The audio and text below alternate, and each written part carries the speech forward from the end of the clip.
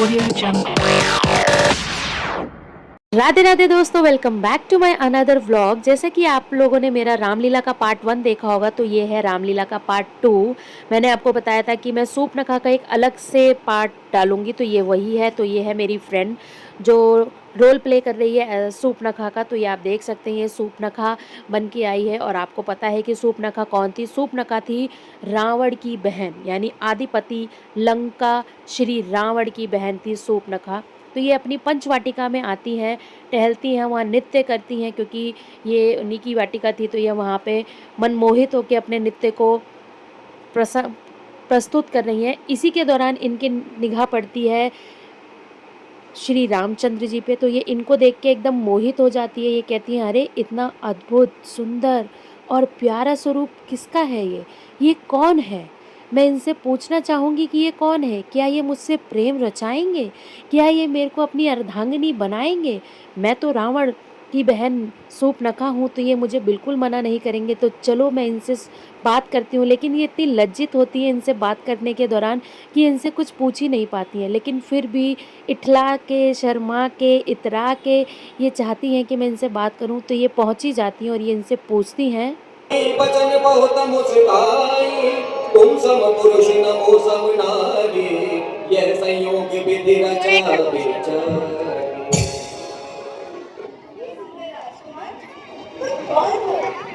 क्या तुम वास्तव में मनुष्य हो? हम अयोध्या नरेश महाराज दशरथ के पुत्र। मेरा नाम राम है।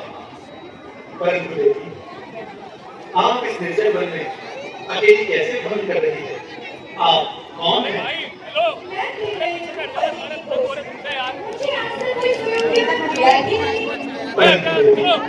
भाई की खोज करना माता, पिता, भाई बहनों का काम होता है। इसलिए तो लोग अभिनंदन से इसके ऊपर अलाउड नहीं बैठना। मैं लंका अधिपति महाराज रावण की बहन सूपनखा हूं।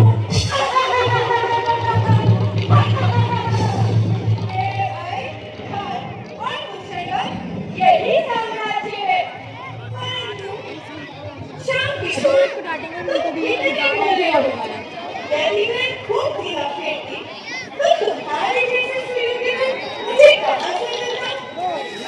हे राजकुमार, विधाता ने हम दोनों का स्वरूप बहुत सोच समझ के रचा है। न तुम्हारे समान कोई पुरुष, न मेरे समान कोई स्त्री रची है। इसीलिए मैं कहती हूँ, मुझसे गंधर्व में मंडल हो। परंतु देवी, हम विवेक नारी व्रत ये हमारी भाग्य सीता है। हाँ, वो देखो, वो हमारा छोटा है, वो अकेला है। तुम उसके पास जाओ, वो तुम्हारी बात अवश्य सुनेगा।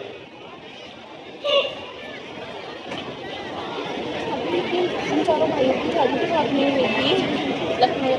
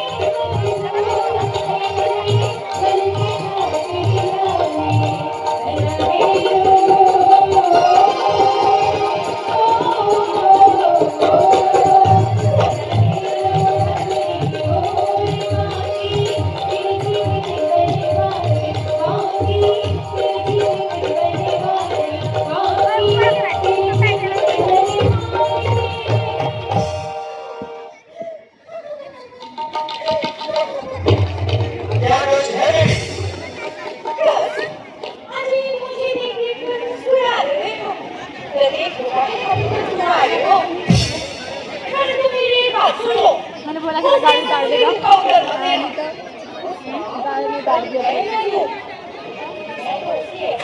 चले जैसे तुम हुई वैसे ही मैं हुई यदि तुम बना बन जाओ और मैं बनी बन जाऊं तो हम दोनों की जोड़ी कितनी सुंदर रहेगी।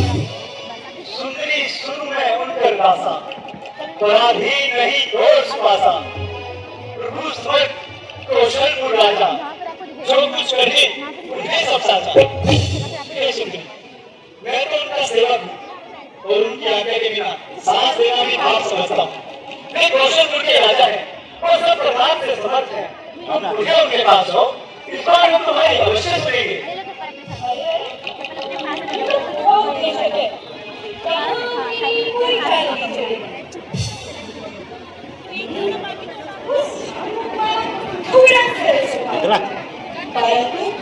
बाबू इसके पास कहाँ बैठी आप कितना बैठते हो हाँ इसीलिए मुझे नहीं आता। हाँ हाँ अभी क्या अब ठीक है चप्पल दिखा पड़े तू यदि नहीं माना तो बिगड़ को खाने लगे उसी से को खाना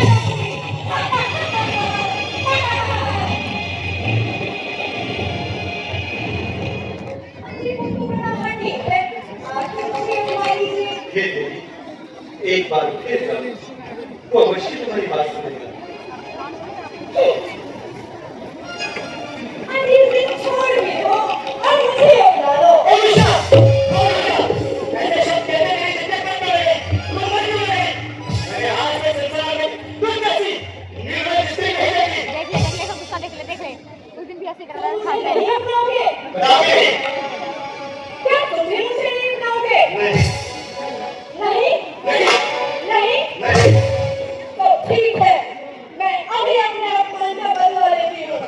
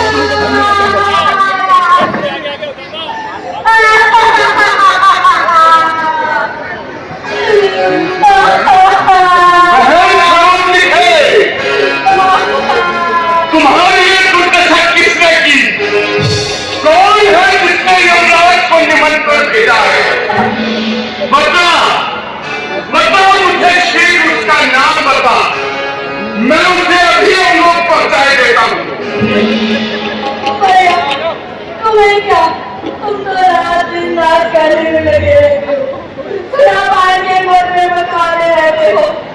तुम्हें क्या पता शैतान तुम्हारे सर पे लगा होगा। तुम्हें अभिमान है कि तुम वेदों के पंडित हो, परंतु याद रहे विश्व के सर्व सन्यासी बुरी सलाह दे राजा मान से ज्ञान और तुरापन से लज्जा अहंकार से बड़े बड़े विकार भी नष्ट हो गए हैं। तो ये बताते हैं जैसे बच्चा बीमार के होते हुए नहीं नहीं ये दुर्दशा होनी चाहिए थी। तुम पहले मुझे ये बता कि तेरे न्याय पर काम किसने काट डाले और मैं इस संसार में जीवित नहीं रह सकता। भैया, दो लड़के राम लखन इस गंडक वन में आए हैं। हम रहा एक सुंदर नारी जो तुम्हारी लाल लाए हैं, बातें हैं और लड़ाके हैं। कोयल शमशीर उन्हीं की हो, जो पंचवटी में रहते हैं, जैसे जाते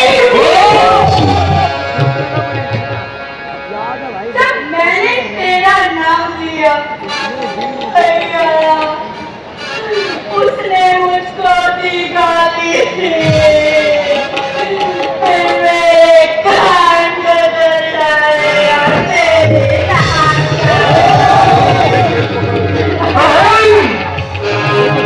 चिंता ना करो, काटे ना कान तेरे, फिर जिंदा रहे जमाने में।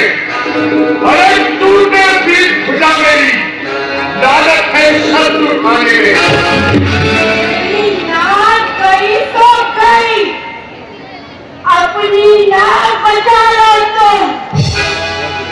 जग में ऊंचा नाम नहीं तो नक्शा नाम धरा लो।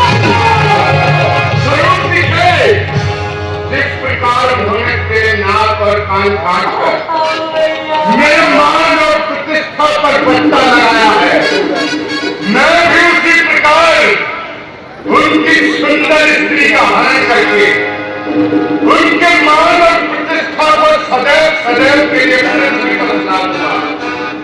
परंतु ये तो बता, एक समाचार, ये दुराचार क्या क्षण दूसरे से नहीं कहा? उनका तो वही अखाड़ा था, उन कुलभूषण से नहीं कहा। कहा था भैया, कहा था। वो सेना लेकर गए वहां, अत्यंत घोर संग्राम हुआ। फिर उस छोटे तपसी ने सरकार का आत्मवान। तुम चिंता ना करो, तुम जाओ और जाकर महलों में आराम करो। हम अभी जाते हैं और उन दोनों तपस्वियों के साथ साथ उनकी सुंदर स्त्री का हनन कर बताते हैं। जाओ बहन जाओ।